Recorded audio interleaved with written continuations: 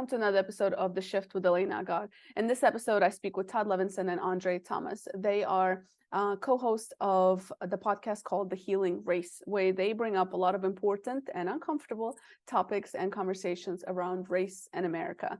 I myself was taken out of my comfort zone, as you will see in this conversation, but it was very powerful, very transformative, educational, and I think everybody should watch this episode, in fact. So whether you're in America or not, I think both of them brought up some excellent points about the different factors around race in America, but also just from a cultural perspective, from a global perspective. So check it out, enjoy the conversation. I look forward to hearing your feedback. Andre, Todd, welcome to the podcast. Thanks for having us. I'm really excited. So first of all, it's my first time to do it with two people on a podcast. So you guys are my first in that way. So we're going to have a nice discussion. I'm really excited to to finally come together. Todd and I met a while back, and we started talking about some of the things that he's doing, and then of course the beautiful podcast you guys have. So it's a super important conversations to have, and let's dive right in. So just to give my audience a little bit of a background, let's talk about Healing Race. So that's a podcast, it really focused on that open, honest, and empathetic conversation around race. What started it? Todd, maybe you go, since you're the one who started talking to me about it to begin with. Yeah, absolutely. So Andre and I were college freshman roommates. Out of that, developed a strong friendship. We remained close over the years. He's one of a handful of people who went to my wedding. In the beginning of the year 2021, I realized that I've, been close to this important person in my life, who happens to be Black, and yet we have never had a conversation about race. And it just boggled my mind that over such a long period of time, over talking about so much about each other's lives, that this particular topic never came up. I don't remember a mention of white, Black, racial. And at that point in time in my life, I was doing work in the area of healing divides, and I thought I'd ask Andre if, one, he'd be willing to have a conversation, and two, if he'd be willing to record it and make it public, so that people could see from the beginning to end what a conversation about race could look like when it's open and as you said, empathetic, but doesn't skirt around issues. And Andre took on that challenge. He said, let's do it. Right, Andre? I did. For me, with the gravitas of everything that happened in 2020, we had the murder of George Floyd, the protests, and then just the unprecedented in modern times pandemic. So we were all locked at home with these pent up emotions, and then going to protest and feeling angry. I felt that in all of that melee, people were expressing their feelings about race and how it feels to be, a citizen in this country and be Black and of the Black diaspora. But I didn't necessarily think that they were understanding our thinking or expressing our thinking and how we arrive at the emotions that the television cameras are picking up. And so that was the impetus behind my agreeing to do this, because I live a private life. I don't have any sort of public platform. I work in tech, kind of thing. So I have no media experience whatsoever. But I thought, well, if Todd, in this 25 years of friendship at the time, has an earnest desire to want to understand what he's seeing, why he's seeing these emotions, and how all of it resonates with me, then I'll, in good faith, sit down with him and have that conversation. The reason it had never come up in the 25 years of friendship is because, number one, I didn't initiate it because I was skeptical. You never know what side of a fence a person is going to land, especially, a lot of the grievances that are brought up by the Black community, in my opinion, are incredibly legitimate and still relevant today. And so with that, coupled with that, and, you're wondering how will this friendship evolve, you just kind of play it safe and you don't have the hard conversation. But he wanted to do it. So I said, why not? I'm game. Yeah.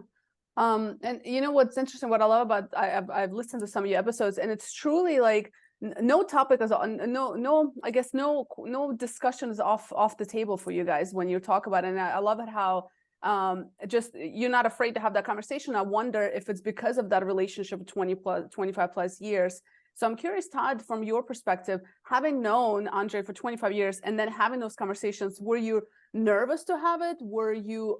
Did you start to see like a part of Andre you haven't, that like almost like meeting this new person, or like was there like a change when you start to get to know like the feelings and emotions and trying to understand the other side?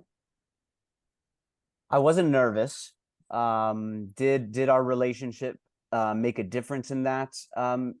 Somewhat yes and somewhat no. I mean, I obviously knew who Andre was in terms of how we had connected and our ability to have these kinds of deeper conversations. So I had a great deal of trust in having those conversations. At the same time, in some ways it can sometimes be easier to have these conversations with a stranger, because there's not a lot on the line, right? You have an escape path that you're okay taking. I didn't want an escape path from Andre in our friendship, right? So I think in some senses it made it easier, and in some senses it didn't. I learned way more than I thought I would. And from the beginning, it's, in our first episode, we show a clip where I ask him when did he realize that being Black was even a thing, like a thing of note, a thing of relevance, and when did he learn that there were some negative associations tied to that in some people's minds, and through the dialogue around that question, he shared with me fears for his physical safety that I had no idea he carried around with him. Really, not a clue. And to just not just to hear the words, but to sense the deep feeling that was involved in it was shocking in some ways, or surprising, or just I was not expected. It was unexpected. And there was kind of a surprise or unexpected thing after unexpected thing, which should make sense, right? If there's an area, and I would assume he would feel the same, or maybe, I'll let Andre share what he feels about it. But when you delve into a new area, you're going to find probably some new stuff about an individual. And for me, that has always drawn me closer to people, rather than repelled me in any kind of way. So to get back to your question about being nervous, I've always thrived on knowing people deeply, and to just accept what they offer to me about who they are and how they think and what they feel, because I think that's kind of the richness of being a human being, and a richness of having relationships, and a richness of living life. May I expound on your question, Elena? Please. Because when you asked it, it reminds. So in a recent and a soon to be released episode, a future episode, a friend that was on the show asked me, Andre, did you shield Todd from Blackness during your 25-year friendship at that time? And what we mean by Blackness, let me define that term. There's Andre sitting here in front of you, a person, and then there's the cultural expression of who I really am, right? And, because I work in corporate, I've learned how to sanitize myself and speak in a certain way and use certain colloquialisms, all of that, to make the people around me feel safe. And I realized that, number one, I had probably done that over my life just because I didn't know how Todd would respond to that sort of ethnic expression of myself. But number two, one of the things we want to accomplish in Healing Race is to get beyond that, is for the people who've been holding back to stop holding back, and to realize that they're in a cultivated, safe place. And number two, if I'm holding back, then he doesn't understand the richness of the full expression of who I am. So he's missing out. So it was it was a trust exercise on both ends, right? And I challenged Todd. There were times that I definitely critiqued his thinking. I told him, I was watching the show on this past weekend, like reliving it. And I told him, I said, we live in two different realities. And I don't understand what you don't understand about my reality. And I'm like, it's almost like I live on Earth and he lives on Mars. And I learned from that experience. What I'm taking from all of this is, maybe as a Black person, I sometimes, I can only speak for me in this moment, assume that white people know things that maybe they don't know, or haven't had exposure to. So I've become softer in that assumption and not so ready to judge people if their thinking is different from mine. Just to add one more piece of context around that, is I actually met Andre at a time when, and there's a couple episodes about this, where he was developing that sanitized version of himself. And, you know, he expresses in one of the episodes that when he went from where he grew up in the Houston area to the college where we met, that his way of expressing himself was, as he put it, rebuffed, meaning it wasn't, you know, it was repelled, or I don't, you know, whatever synonyms you could put in there. It wasn't accepted, right? And it was said to be not, you know, accommodating to the social norms Of my new environment, that's true. Of his new environment. The interesting thing that we came to during that discussion is we were living parallel experiences during that time, because I loved the authentic Andre, but he was learning in other circles that the authentic Andre was not to be expressed in its fullest way. And so I, even if he might have, you know, over time shielded me from that part of himself, the truth is that's the part of him that I love the most, that I most connected with. And you know what's interesting to your point, Todd, is so as a white person, I also am very open in having those conversations. My biggest thing is, like, I'm afraid to ask something stupid. Like that's so, Andre, I appreciate the fact that you're like, you know, like, no, I know that maybe you just don't know, you know, and I'm like, I'm that person, you know? And so for me, it's more like, I'm not going to ask a stupid question. Like, that's how I feel. So it's more, and I think that's my own issue to overcome.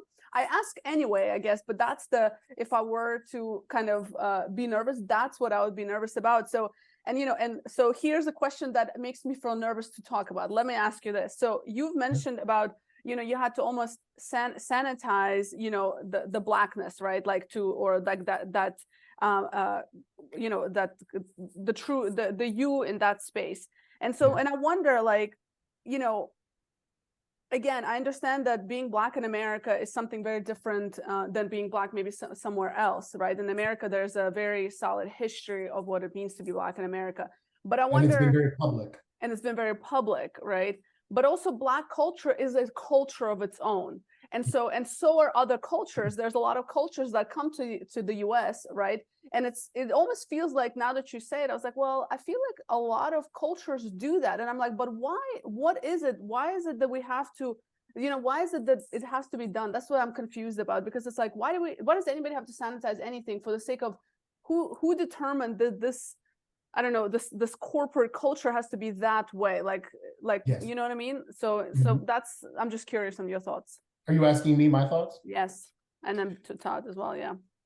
So my thought on that, you know, in the evolution of this country, you know, there was a group of people who were the decision makers. They weren't the majority. The majority was my people. But we were subservient to the other group that were the decision makers. And to me, all of this harkens back to kind of psychology, where those who are in a position to influence and decide dictate the means by which they will feel comfortable, and the ways that other people need to accommodate them if they want to achieve their ends. So corporate America is the perfect illustration, right? And I was telling Todd, you know, like, if you're trying to get promoted, or in my case, let's go back to the point in time when I met Todd, I'm at an elite school and I'm trying to make this elite school work for me, meet the right contacts, take the right classes, etc. You know, the intersectionality of the caste system and the caste I was coming from was a shot above where my new environment was. So you're coming from a working class, you know, Black environment to now I'm at one of the elite schools in the world. And intellectually, I'm prepared to do the work, but socially, it's unlike anything I've ever really been in. And I also want to highlight that that's not the case for every Black person, because the Black experience is so diverse, right? Mm-hmm. So there have been times in some Black families' history where they did, how would you say, adopt or give deference to the norms established by that group of influencers, white men, that group of influencers. And my family didn't do that in our history. So I noticed with those Black people, they were better prepared for the environment than I. And it was almost because they came from a caste in the Black diaspora that helped prepare their children, prepare them for that environment. So for me, I felt like I was playing catch up. And when you are a minority already in the United States, you're a minority in an elite environment, then we're a bit powerless to influence things. So it's almost as though it's the white way or no way. So you learn in corporate, college, whatever, to adopt the white way. And tons of Black people have all their opinions about to what degree you do or you don't do or what. And everyone has to answer that question for themselves and find what's true for them without sacrificing their identity.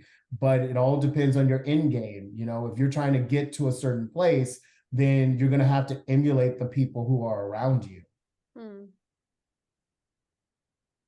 Yeah, there's to your point that this has been done by a variety of cultures. I was actually just listening to an interview of David Brooks, the New York Times columnist, and he said that he grew up in a Jewish family where the saying was speak Yiddish, act British, right? Mm-hmm. And so you had your culture, but that culture was internal. The way you acted outward in the world was a way that was going to be palatable to Andre's point, to the people who made decisions, who were, to use a kind of modern parlance, were the gatekeepers of the places you wanted to go.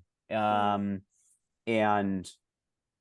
I think we're just naturally a species that cares a lot about social norms, and it's a way of fitting in or not. And yes, there are people who prize diversity, loaded term right now, who prize difference and different expressions, who want to explore and learn. But there is a part of us, not just certain people, but each one of us, I think there's a part of us that has certain, that have been socialized into certain norms of behavior and have an intuitive sense of what someone is going to accept in a certain circle and what someone's not. I can tell you, we're currently editing the videos where we brought on guests onto Healing Race. So we bring 2 people. Currently, we're just focused on people who identify as white and Black. We'll expand at some point time in the future. So it's always 2 Black, 2 white. We mix other things like political ideology and geographic background and gender and the like. I was watching our first group, and I was watching Andre and I would always interview each one of them separately before they had a conversation together to get a sense of what they wanted to talk about. The way he talked in the interview in the first group, it was a Black male, Black female, white male, white female. And the way he talked, he spoke when we had the Black male on was just completely different from everybody else. There was a certain, unsanitized, let's say, as he might put it, mode that he went into. And we just all have this sense of who we're with and what is normative with others. And we want to connect with one another, which is a good thing. It just sometimes quashes our authenticity, unfortunately, in ways that I think harm our ability to really connect. And I agree with that. And it's difficult to change because it's so ingrained, and you're talking about generational inherited norms, right? I inherited from my grandparents in terms of how to present and whatnot. So I admire young people, and I say that because I'm middle-aged now, but I admire young people who's like, you know what? When they say things like, this is not your grandfather's civil rights movement, because they're like, I'm gonna present as I want, that's most comfortable for me, and I'm deserving of dignity and respect just by being on this planet. And I'm like, good for you for saying that, because that's what we've always felt. But we always felt it had to come in stages. But to your point, Elena, why does it have to come in stages? If we just open our minds and have that conversation and remove our discomfort, it can happen now. And that's why I think it's so important, the podcast and the conversations you guys are having, because it's like we we have to be very open and honest, like who are the gatekeepers and why does it have to be that way? And it's an interesting space to be in. For me, it really came to kind of starting to realize more and more. So I spent 8 years of my life in the Middle East, and then I came back in 21, exactly when all these things were happening. And so I forgot what it's like to live in America, and you know what I mean. So it was because you don't, it's every country, every region has its own pros and cons, but it's not something that's discussed as heavily it is in America, and it's because of that history that we have here. And what's interesting to your point, one of the things I started to learn, Andre, I remember, I think it was one of the episodes, maybe it's the first one that you guys did, when you were talking about what's the word, I guess I'm looking, the shade of black, right? So it depends. Are you light skin? Are you dark skin? And that I had no idea that that's a thing. It makes a difference and not only is it a thing, Elena, because so I have been outrageously blessed through my work to travel all over the place internationally. As I told you, I visited your country of heritage several times and love it. And it's a thing worldwide because I was in Jakarta. I think I was in Jakarta and there with a coworker, and we were talking about lotions and beauty products because I'm friends with a lot of women. And she said, "Yo, yeah, it's popular for a lot of women here to go get the bleaching creams." And I'm like, "Bleaching creams?" And I hadn't heard that since my grandmother. So when I was 10 years old, my grandmother was talking to me about colorism. And she said, yeah, now my grandmother looked just like me. We were light-skinned people, almost biracial looking. And she said, yeah, Black people used to bleach their skin. And I'm like, Granny, they never bleached their skin. She said, boy, I'm telling you, Black people used to go buy a cream and it would lighten the shade of their skin. So when I'm in Jakarta, and I was like, oh my God, that's the cream my grandmother was talking about. So, it's when you are darker skinned in some countries, it's perceived that you're doing a lot of outdoor labor. And if you have lighter skin, you're obviously not as outdoors as much. That's perceived as doing labor that is not heavy, or it's service economy kind of a thing. So there's a social stigma, even outside of the Black race, of your skin color and what it should be, right? And a judgment. Yeah, it's very interesting. Todd, any thoughts about that? No, I don't think I have a lot to say in the area of colorism. I guess I'll just add, we had an interesting conversation about this. Andre, is very sensitive to the issue of colorism, and understandably so. And has shared that some people have looked at some of his success and attributed at least some part of that to the fact that he's lighter skinned than than others in the Black community. And it was just interesting for me to hear a kind of tension that he experiences that I think, some people in the white community also experience, a tension between working hard for, I mean, I know Andre, and I know his history from where he's come and how he's worked hard to get to where he is, and he has worked hard, and there's a lot that he has earned in achieving what he's achieved. And I asked him during that conversation, how does it feel for you for people to attribute at least some part of that, or maybe a major part of that, to the lighter color of your skin? And I appreciated the way that Andre, he no matter what, even though he knew he had worked hard to get to where he was still sensitive to the advantages he might have had by having that lighter skin. Yes, I'm very cognizant of it. That's interesting. It's interesting that it's within the Black community. It's like, well, you got lucky with lighter skin. It's like even in like, even among the black, you know what I'm saying? It's like, I'm interested. Like, tell me more about that. I'm chuckling because I was watching Chris Rock's latest comedy special, and he was talking about Meghan Markle, and he said, "Didn't she win the light skin lottery?" Yeah, I saw that. I was like, she did win the light skin lottery. Because there's a saying, light, bright, damn near white. And she, and the impetus behind that joke is that there is a world of privilege that opens up for a Black person who looks like that. And I know she's an amazing woman and intelligent in her own right, but you know, that led her to the British royal family. I mean, no Black person on the planet has ascended to the social position that she has achieved. She's a British Duchess, the highest rank outside of being a, you know, a royal of the blood. Yeah, and yeah, it's pretty ironic because the British history is very Yes, it's very none of that was lost questionable on me during so that wedding. crazy. None of that was lost on me. Yeah, that's so interesting. Yeah, it's also very interesting in different parts of the US. So, and I'm curious to hear your experience, Andre, within the US.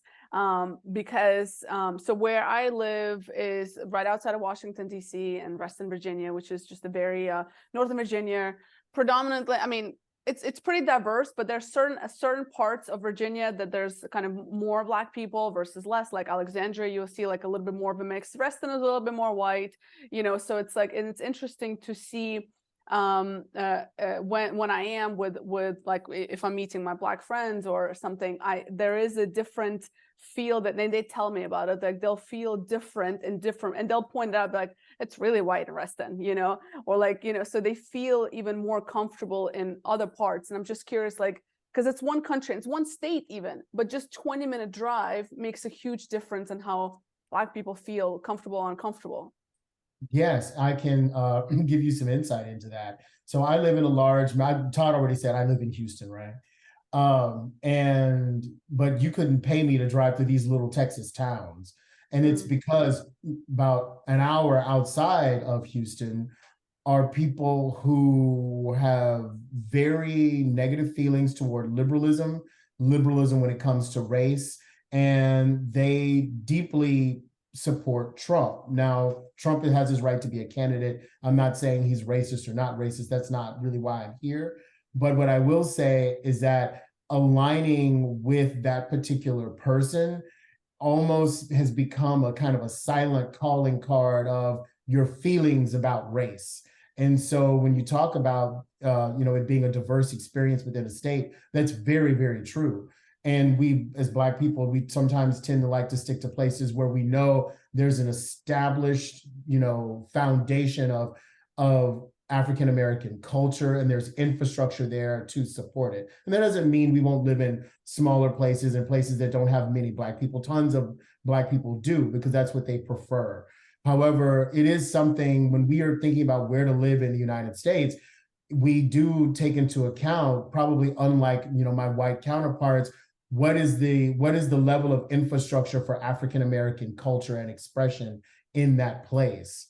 I will say, you know, Todd and I, clearly, we went to a school on the West Coast, and living on the West Coast, it was very, very interesting. So as Black people, you know, we come in all shades, many people on the planet do, but I noticed that my darker skinned friends had a hard time dating Californians or finding people to date, because there was almost this desire for exoticism. So I remember a friend was talking about, she was on a date and she was telling the guy, you know, like, oh, you know, what's your heritage? She's like, I'm Black. She's like, no, what's your heritage? Like, and this has actually happened to me with a white woman. So I married Elena to a native Costa Rican who I met in Rome, and we had a Hallmark Channel romance. I'll tell you all about it later. But I was there with Guillermo, who's the name of my husband, and this woman was Australian, and she's like, oh, what's your heritage? I said, I'm Black. No, like, what's your heritage? And she wanted to know the specific sort of bloodline. And that's what happened to my friend in California. And I'm like, I know what you're getting at, because it almost feels like it's not enough to be Black. You have to be, oh, I'm Egyptian mixed with Irish, or I'm this mixed with that. And that kind of feels a bit wrong, because it's like, am I being fetishized, or are you interested in me purely as a person? Because I'm telling you how I self-identify culturally. And for me, when I say I'm Black, that means I self-identify with the United States African-American experience and history. But I acknowledge that I'm a part of the broader African diaspora. A couple things I'll kind of build on that he was talking about. One is how challenging this can make, you know, conversation in relationships. And these are not necessarily challenges not to overcome, but even in our conversation, Andre asked me, when we were freshmen and he walked into the room, as my roommate, he asked me how I felt. And my first instinct was, or maybe if I was nervous, and I wasn't nervous at all. I said I actually kind of felt excited. And Andre, had this big smile on his face, and I kind of knew what was coming. And it was this dual feeling of like, or this wondering, is he saying that he was excited because, here's this Black person that I could get to know, and that I was just seeing him, right, for the labels and identity, right? Or was I excited to get to know the human being there? And if I'm honest about it, it's most importantly the latter. And we've played that out in our relationship. But at the same time, what I said in that episode is, to say that race played no part in that is just a lie, right? Because I was responding, he hadn't said a word, the only thing that I could go based on was his exterior, right? The color of his skin. And so there was some sense in there like, my world is going to expand here, right? So this challenge of, on the white side, being able to, first of all, authentically be curious about someone as a human being, and then to be able to communicate that authentically, where someone like Andre would trust that that's where I'm coming from, rather than fetishizing him in some way, objectifying him in some way just for the color of his skin, is challenging, right? And I can understand why he might have those concerns, or he might wonder those things, because history has shown that has happened. Black people have been objectified and fetishized. But at the same time, it still creates a challenge on both sides. The second thing that I'll build on that Andre said is around going to different parts of the country. And there's this long running conversation that he and I have about identity and racial identity. And, I share with him that I don't feel any connection to being white.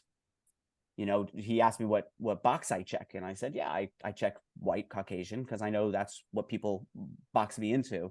But that I feel no sense of belonging. I feel no sense of camaraderie or connection when I come across someone who is close to my skin color in the way that Andre does. And it leads to a different kind of experience. I actually bemoaned the move that my wife and I did from New York to San Diego because of how much less diverse it is, right? And so I wasn't looking for a place where I could find my community racially, with regard to my color. I was looking for something completely different, but that's because of my different relationship to the idea of racial identity. Yeah, I can relate to that. And it's interesting thoughts, Todd, because I having come from Russia, although you feel like it's the probably one of the whitest countries in the world, but coming from I mean, Andre, you've been there. I've been there 4 times. Yeah, so I'm actually from the South, and what's interesting is when we were growing up, so we're from the South, so Chechnya, that part, like former Soviet Republic, so kind of that part of the world, and it's a very much a minority. And this is why people won't, unless they hear my name, if they look at me, they won't think I'm Russian. So what's interesting is that this whole, I don't know if it's the northern Russians versus the southern Russian, there's also like a slight discrimination. And I think part of that, for me, like to relate to Todd's point, part of that is that's probably why I also feel like Todd does in his way. Like I don't have any kind of ties, because I've always been like the southern Russian, and tend to be, we're not blonde, we don't have blue eyes, we're not tall and skinny like most of northern Russians are, as you know, Andre. So it's like a little bit different in that sense. But what's so it's interesting, Todd, that you brought it, because I never thought about it that way. But as you're speaking, I was like, well, I kind of get it. from that side. But funny part about your story, Andre, is that my boyfriend is Black, and he's tall, dark, and big. A big guy. He's into boxing, so got that physique. And what's interesting is that people would, when we would be out or we would travel, people would ask him about the heritage, and they would ask him. And so now he started joking around and just telling people he's Nigerian, just because he's just like, just to just give them something to think about, because he finds it pretty interesting to your point. And I never really recognized I guess some of the challenges that Black people have until him and I started dating. I've dated multiple nationalities, kind of backgrounds in my past, but not an African American man. Yes, which is very different from every other African man that is in Black. the diaspora. And Yes, exactly. So, which is, and that was a big opening for me to be like, oh, and I'm still learning about it 2 years later, and I'm still and we have a lot of jokes about it as well. We because it's like the white and Black and stuff like that. But it's so it's a safe space for me. But aside from that, I was like completely clueless until this. and the hair touch is a real thing for Black people. I have a female, my best friend in the universe. She was out with some girlfriends. It was a mixed race group having cocktails on a Saturday night. And this drunk white guy comes into the restaurant, and she was wearing her hair natural, almost in an afro. And he makes a beeline for her hair and runs his fingers through her hair. He's like, I've never touched the hair of a Black person before. And she just went to the bathroom and just in tears and cried. And I mean, his friends were like, oh, don't mind him, we're so sorry, etc. But that's what it's like to be us. Like we're some sort of almost like object that has to be considered and mulled over, whatever, when we don't see ourselves any different from any other human being on the planet. It's just wiry hair. Get over it, right? Yeah, it's just crazy how, like, I know this is an obvious statement, but it's crazy how we're still here in this conversation. Do you know what I'm saying? 3 years in the new millennium. Like, how are we still like what is it? Like, what is the biggest, what is so challenging? Is it the gatekeepers that is just so strong, right? Like that is just not not letting this pass. It feels like it gets worse every year, if anything. I feel people, they're okay. There is a social hierarchy that I don't want to blame colonialism entirely, but there is a social hierarchy that exists in countries around the world. And since I've spent most of the time in the US, I'll speak about that, but I've observed this all over throughout all my travels, and I've been to a lot of places. And when you're asking people to do things like heal race, champion equality, that means different things to different people. And in the United States, there's this ethos that if someone gains, I have to give up. So it's like, okay, wait a minute, what does that mean exactly? And if I'm giving up, that means that person isn't working. It's the psychology. It's a group think, and it's a part of the fabric of a cultural think in this nation. And so it implies that, if you give help to someone or acknowledge the fullness of that person's self, in some way it diminishes you. I see this, for example, so I'll just tell people, I am gay and I'm married to a man, and I've seen the evolution of the expression of gender, and especially how more people want to acknowledge the masculine, feminine that they believe exists in themselves. So they have certain pronouns that they prefer, right? And the usage of those pronouns shouldn't create a backlash, because that's not a threat against what has been called heterosexual identity. But for some reason, that people feel like, wait a minute, if I acknowledge that, or if I acknowledge that Andre is equal in his, Blackness in his culture, is just as thriving as every other heritage on the planet, then I'm diminishing everything else. And that illusion and that attachment to that illusion is just that, an illusion. And when you, just like Todd said, when you make a conscious choice to detach yourself from that, then you really get to see all of the fullness of people and humanity. Like in doing Healing Race, the best part is interviewing the people. And I thought to myself, I said, because I personally believe I wasn't the best part, Andre? boy, messing with me. I'm in a flow right now. Okay, you Getting go. it.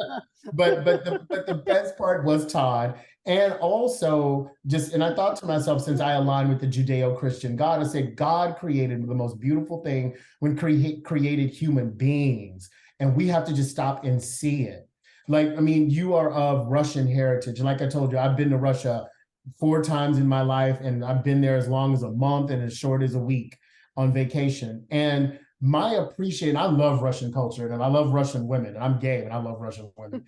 And my appreciation of that, and because when you say the name, it just brings back so many fond memories of the country. And my appreciation of that does not take away from my African Americanness whatsoever. That's just me appreciating what I found positive about, Russian culture. Are there things that Russian culture can improve? Yeah, but that's not for me to say. I want to look at the positive things and the way people made me feel welcomed in their homes. They gave me directions when I was lost. The interesting museums in Moscow, taking the Moscow subway, which I tell everyone to take because it is one of the best subways in the world. And even though you don't read Cyrillic characters, you can still get around, you know?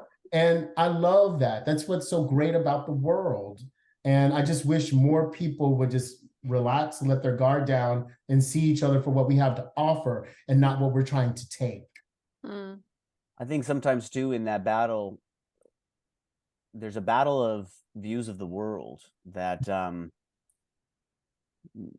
sometimes we have a hard time thinking in a nuanced way and being humble. So I'm just thinking about the earlier part of our conversation where we were talking about colorism. And there's going to be people who are going to hear that part of the conversation and they're going to say, oh, they're just, essentializing people just to the color of their skin. They're saying color is determinative of everything in someone's life. They're using race in a way that breeds conflict and division. And I can hear that. I can hear that when our identities are too strong and they're too barriered, right? They're too rigid, that it could be blocks between connecting with one another.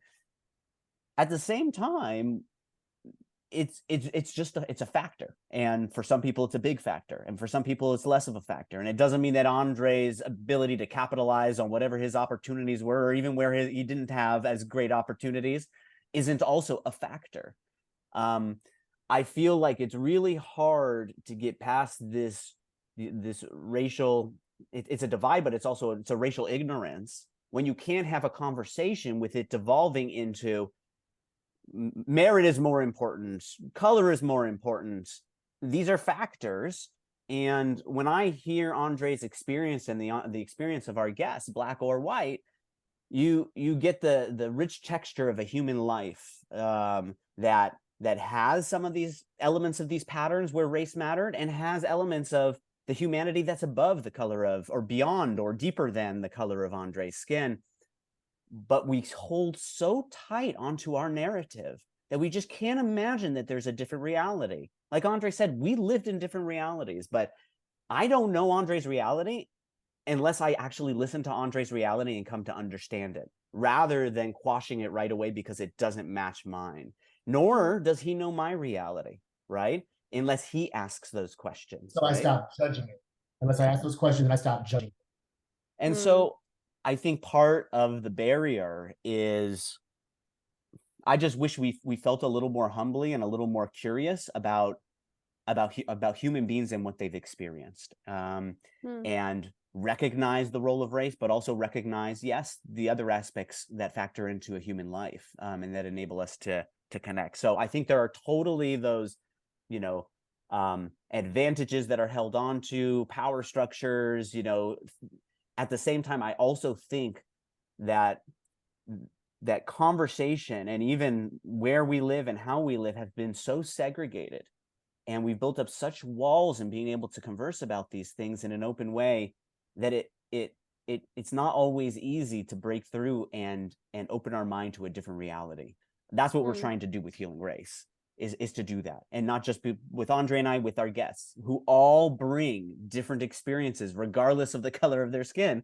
But there are also commonalities. There are moments in time when we had someone in our last group where she said, I'm going to just ask Andre and one of the other, Black participants, have you had this experience? And they all had a similar experience, right?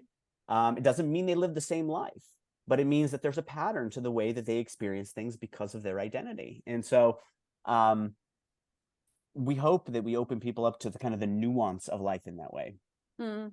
Yeah, no, that's very powerful. That's very powerful. I think and that's what I think your podcast and those conversations are doing exactly. So, and it's just educating one another as well, I think is important. And I'm sure we've offended one or two people in this conversation anyway, so it doesn't matter. I'm sure somebody's going to easy to do with that. Nowadays, it's very easy to do that. So everybody's offended. So it is what it is. It's fine. It's my podcast. I don't care. Be offended. I'm trying. How have you been opened up in your relationship? Like what you said, it's been an eye-opening experience. Would you be open to sharing? Like, what are the ways that you've been challenged or opened? Like, what were the big ahas for you? Yeah, well, what's interesting is that, and I wish my boyfriend was here because he'd have plenty to say about it. But he'd be like, so I've dated people from different races in general, and I remember when we started dating, he was like, "But have you dated an African American?" Because he even recognizes the difference, you know. And I was like, "No, no, it's never been like an African American, you know." So we have a lot of fun with it, and I think that's what makes it very safe for me to ask all the questions. I ask a lot of inappropriate questions because I feel safe with him. And he also asks me. I'm the first white person that he's dated, in fact. So I think we're both new to each other. And he has 2 kids who are basically my stepkids at this point. And so that's been interesting as well. That's a whole other adjustment. And of course the kids, they're 4 and 5, so they're like, or almost 6, but so they don't even, I don't think they're comprehend race yet. They're not even there yet. So I'm just Elena to them, and etc. But what's been so for me, it hasn't been as much of a challenge to answer your question, Todd, because I felt so comfortable. I feel so comfortable with him. May I talk about that? Yeah, please.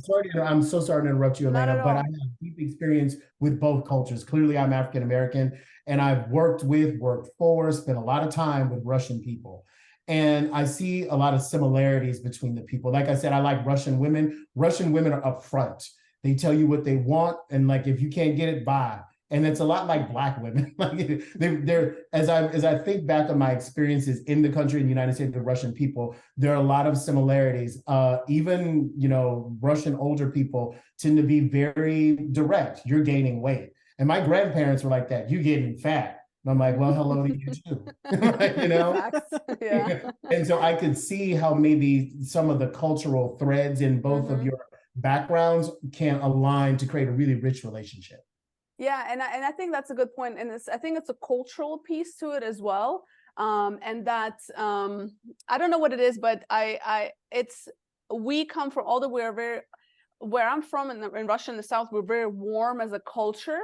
So, and I feel and it's a little bit different. So I think we're just naturally a little bit more open based on my upbringing. And also, I've, just like yourself, traveled all over, I've lived all over the world, I've dated different nationalities. I've never really, I was always very curious in that way. I was never like, it was never a thing for me. Like, it's not something I was like, I was, it was never like a factor for me, a race in general, like, or nationalities. I was always very like open to experiences. So I think that probably plays a role. And I am very open with him as well. And I ask all sorts of questions. But I think one of the biggest shifts for me was being, because now we live in Reston, we live together, and it is a predominantly pretty white area in general. And I never paid attention to race as I do now.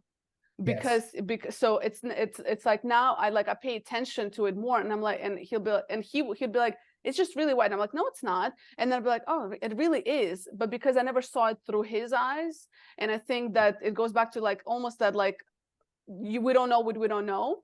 And part of it could be that ignorance as well, right? Like just not being exposed to it, not, you know what I mean? So it's so that's been kind of interesting too.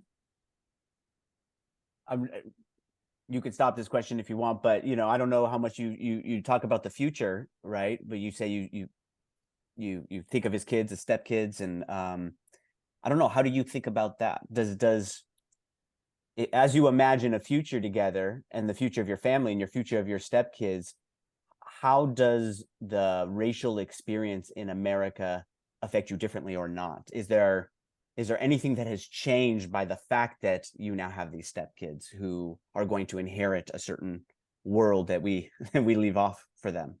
And I can be Yeah. even more direct than Todd, because he's at some point he's going to have the conversation with his kids about slavery and our origins in this country. And I did it with my brother's kids because he wasn't doing it. I'm like, do you know how we got here? And I'm not asking you, Elena, specifically about slavery, but it's very possible, like Todd said, that you would be in the room or around when that conversation is had.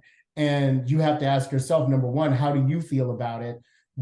How do you think it should go, especially from a white perspective? I know you're not native to the United States, but being white, you're a participant in that history, right? Mm-hmm. What do you think? It's so for me, again, like I think I became even more educated of African American history.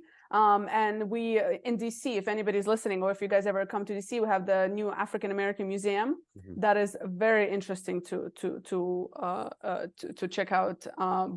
And we're talking about, like, we need to take the kids here at some point. They're a little bit too young still, I think, but maybe in a couple of years. But I don't know if I thought about it from their perspective, but I thought about it about us having kids, because we do talk about it. And so I'm like, oh, my kid is going to be half Black, and he's not going to be, he or she might be like light skin, but my boyfriend's dark, like, so it's his gene is gonna win in the color. You know what I mean? His gene is probably gonna win in that color. So it's so I do think about that, and so I don't know what I think about it yet. Okay. In terms of like how am I gonna address it, or how am I gonna but I do think about it, and I'm obviously more attuned to it now. I'm more sensitive around it now. I've always been very kind of, again, for me, like, I was always open to different nationalities. I never saw that, but that's part of how I was raised as well. Like, my parents are two very just open people, and like, race was never like a discussion for us. It's like, people are people. That's it. We didn't grow up in America. So people are people. We didn't feel that in our culture. And we traveled since we were babies, like little. So we were always exposed to races and colors and religions. And my dad's Muslim, my mom's Christian, my stepdad now is Catholic. So I think because, thankfully, to my parents, I think that played a big role for me. So got a very diverse upbringing. Yeah, it's a very diverse upbringing. But so I don't know yet, Todd, but I am thinking about it. I'm more sensitive to it, but more for the unborn child. Yeah. From that side. Does your community at large give you looks and stares when you, this beautiful white woman, out with this Black man? I mean, do you feel an energy being directed toward you? Yeah, you definitely feel something. I mean, he's a tall, handsome Black man, you know what I mean? But I think it's more of like, because he's tall, and he's like, he's fit, like, he's just athletic. So I think that there's that, we joke about it, he's like, and like, he feels like people are threatened by him. And to me, he's like the softest teddy bear. And I never see it until this is why I never really saw it until we started talking to him, and he would point things out and stuff like that. But for sure. And and where we live is a very kind of a lot of you either have young people like us, or you have a lot of older retired people, and predominantly white folks. So it's a very interesting place to be. But I mean, so did any of the questions that you asked, did they ever take them back? Did they ever be like, wow, like, that one, you got me? Like, did anything surprise him, or no, was it no in terms of your questions? Or were there any questions that he said, if someone else asked me that who I didn't love, I might have a hard time, taking that question, but since it's you. Oh, I'm sure, because I ask everything. He never said it. I'm sure there was something. I mean, we talk about it quite a bit, I'm sure there's something, but no, nothing that he mentioned in particular that pops up. But again, I think because we have a like a solid open relationship to talk, it's a safe space in that sense.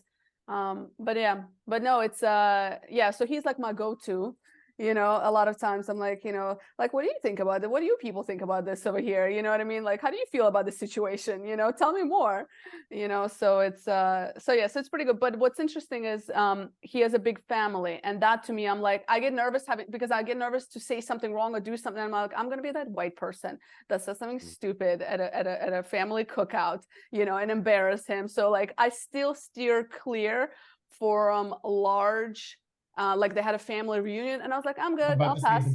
you haven't been to a I'll Black family reunion yet. not yet, not The yet. So dominoes and the spades. yeah, And the so barbecue, yeah. yeah. So I've been to like cookouts, you know, like small, you know what I mean? Like I'm close with some of his family, but I'm not ready for that yet. And but mostly because of I'm more afraid of the questions that come my way. And not like, it's more of like, I'd almost like, I'm not ready. I don't even sometimes know how to act, and like I get all weird because I'm so afraid to offend. And because, you know, it's his family, so I still get awkward. So I'm like, oh, I'll just skip that one, go ahead, have fun. You do you. So but yeah, it's quite interesting though. It's quite interesting. But yeah, but we do get stares and all of that. But yeah, it's all new to me, and I was like, really, like, is that where we are as a society? Yes, You that's know, where we so are. that's where we, like, you know, that's how we're like, I'm like, really, like, we're still here. And you'll But get the also, stares all the way around, especially with you being white. You'll have Black women staring at you. Or why are you with oh a yeah, I Black get man? that. Here's another Yeah, brother. Here's another brother dating a yeah. white girl, and you know, just putting her on a pedestal. And it's already hard enough for Black women, because Black women, and I understand why they say this, either they dating white women or they're gay, like me. But I was born this way. But whatever. And so the stares are everyone's energy, you know, being thrown at you. And as a couple, you kind of have to have your force fields so that none of that gets to you. And it sounds like you guys have been pretty good at building that force field. Oh yeah. We're pretty solid in that way. So it's yeah, so far so good. So I think we passed the hard stuff, the really uncomfortable stuff. So I think How long we're have in a you good been place. together, Vance? It's 2 years almost. Yeah. So anyway, but it's been a really insightful conversation, guys. I appreciate you being here. I appreciate the conversation. Todd, thank you for your questions as well. And it gets me to think more and more about certain things. So I appreciate what you guys are doing. Before I ask my last question to both of you, where can people find you? Where can they follow your podcast, your content? Yeah, so they could follow on YouTube. We have a show And called Healing subscribe. Race, and please subscribe, listen. We got a lot of good, great content on there. And then you can also, if you don't want to watch on YouTube, you can follow us on Apple Podcasts. The show is called Healing Race, and we are coming to the close of season 1. Season 2 is when we will bring on guests to kind of add to the conversation. So we're really excited about that. Nice. I'm going to make sure to include all that in the show notes. And the last question I want to ask each of you. So Andre, we'll start with you. What is one question you wish people would ask themselves more often? I thought about this because I read your prep sheet. So the question comes not from me, but from a prolific writer and thinker, Marianne Williamson. And I once heard her say that the only thing missing is what I'm not giving. And so I wish, because I asked this of myself in this situation, and I asked this with Todd, what am I not giving? So if he's going to sit here and have this conversation, I need to be as brutally honest and open as possible. So I wish people would ask themselves in every interaction, what am I not giving? Beautiful. Todd, what about you? Yeah, I would have them ask, how can I deepen the connection that I feel to the people who come across my life. I think relationships are just so critical to health and happiness. And I think we get caught up in living out our career lives and the everyday of life.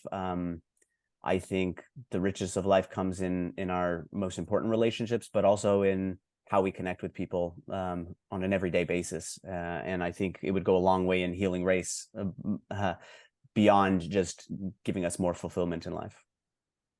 Beautiful. Thank you both again. Thank you for being here. I appreciate you both, and I look forward to following your journey and maybe having a chat again.